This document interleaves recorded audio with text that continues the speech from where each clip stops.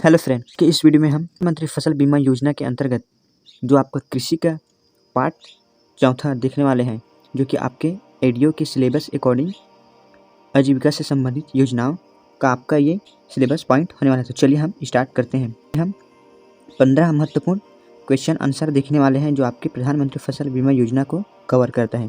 तो चलिए स्टार्ट करते हैं।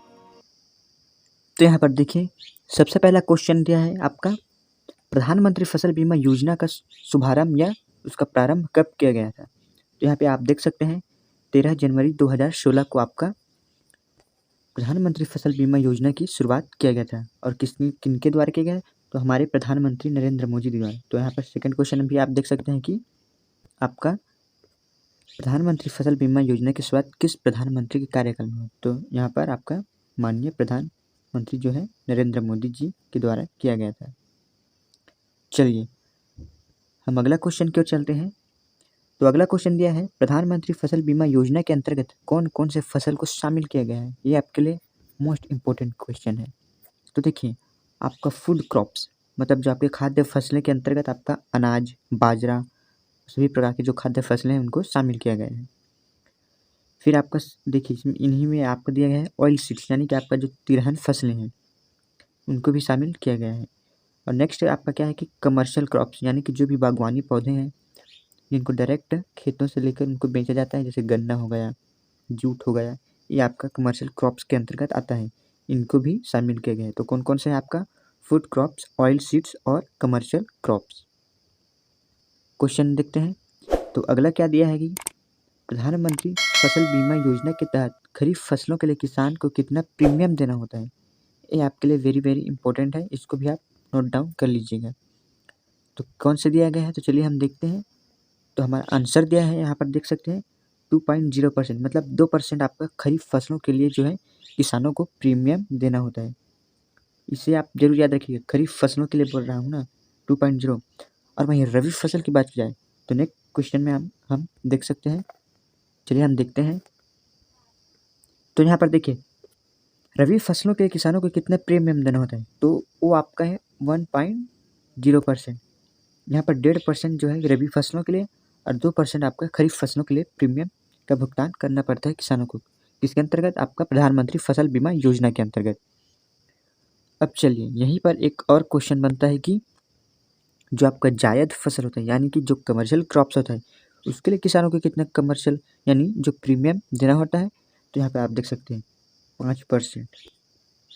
यहाँ पर देख सकते हैं कि जो है 5% आपका जायद यानी कि कमर्शियल क्रॉप्स के लिए किसानों को देना होता है। आप समझ गए होंगे।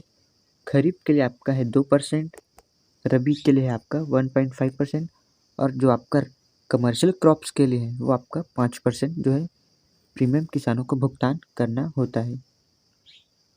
चलिए हम नेक्स्ट क्वेश्चन की ओर चलते हैं।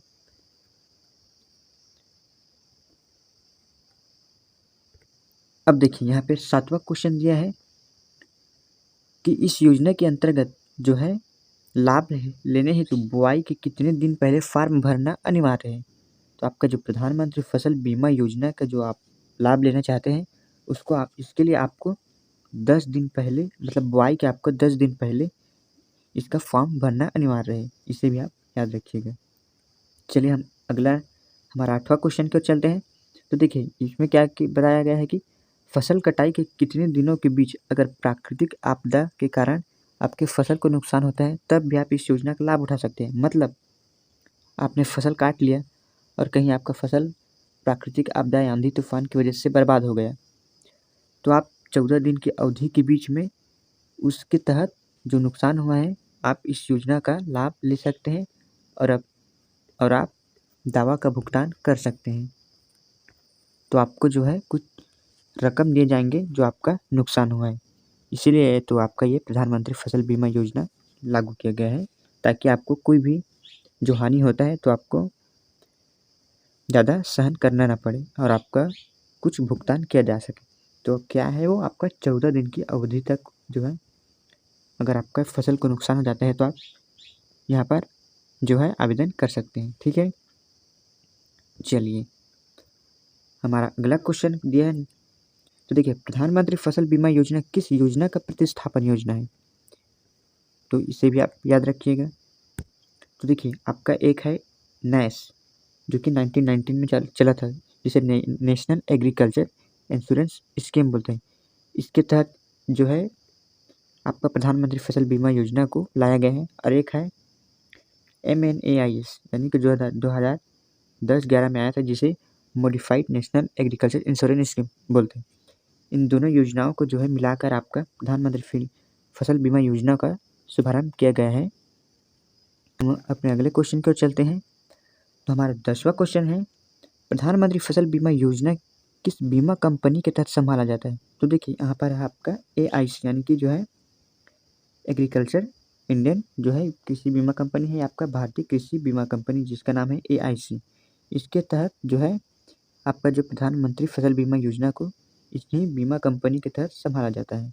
चलिए, हमारा 11वां क्वेश्चन है, इस योजना के तहत अगर किसानों की दावा राशि 2 महीनों की देरी से मिलती है तो बीमा कंपनी पर कितना जुर्माना लगता है। ये भी आपके लिए वेरी वेरी मोस्ट इम्पोर्टेंट है। तो देखिए, इसमें क्या बताया गया है कि अगर आपके फसल को नुकसान होता है और आपने आवेदन किया है, लेकिन अगर आपके आवेदन की जो राशि जो आपने आवेदन किया है, तो आपको 2 महीनों की देरी से मिलते हैं उस आवेदन पर जो भी कुछ, तो वो किसका गलती होगा, वो बीमा कंपनी वालों पर। और आपको 12 जो कि बीमा कंपनी पर जो है 12% तक का इंटरेस्ट चार्ज लगता है अगर आपको देरी से मिलती है कुछ भी जो दावा राशि, तो ठीक है। चलिए, हम अपने 12वें क्वेश्चन की ओर चलते हैं। तो देखिए, हमारा नेक्स्ट क्वेश्चन है, इस योजना के तहत किस प्रकार के जोखिम को शामिल किया गया है। तो जितने भी आपके प्राकृतिक आपदा है, जिसमें आपका बाढ़, आंधी तूफान, जिसके माध्यम से आपके फसल को नुकसान होता है, उन सभी नुकसानों को इसमें शामिल किया गया है, जिसे हम बोलते हैं क्लाइमेट चेंज या प्राकृतिक आपदा। एक क्वेश्चन इसमें और बनता है कि इस योजना के तहत किस जोखिम को शामिल नहीं किया गया है। तो ऐसे जोखिम जो इंसानों के वश में हो, मतलब आप उस जोखिम को दूर कर सकते थे, उस जोखिम को शामिल नहीं किया गया। जैसे अगर कहीं पर युद्ध हो रहा है तो उसको इस योजना में शामिल नहीं किया जाएगा। युद्ध के कारण आपके फसल को अगर नुकसान होता है तो इसमें दिया गया है कि युद्ध या कुछ ऐसे जो है आपको इस योजना में शामिल नहीं किया जा सकेगा, ठीक है। चलिए, हमारा 13वां नंबर क्वेश्चन देखते हैं, इस योजना के फंड स्रोत का क्या है, मतलब प्रधानमंत्री फसल बीमा योजना का जो फंड स्रोत क्या है। तो देखिए, उसका फंड स्रोत है आपका कृषि कल्याण कोष। यहीं से आपका जितने भी पैसा का जो दावा का जो है भुगतान किया जाता है, ठीक है। चलिए, हम अपने नेक्स्ट क्वेश्चन की ओर चलते हैं।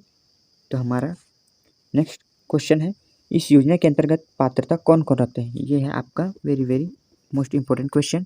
तो देखिए, इसमें पात्रता की बात किया गया है। तो देखिए, आपका वित्तीय संस्थानों से ऋण स्वीकृत किए गए सभी किसान, जितने भी जो संस्थान हैं जो आपको लोन देते हैं या जो लोन प्राप्त किए हैं, वो सभी किसान तो इस योजना के पात्र रखते हैं।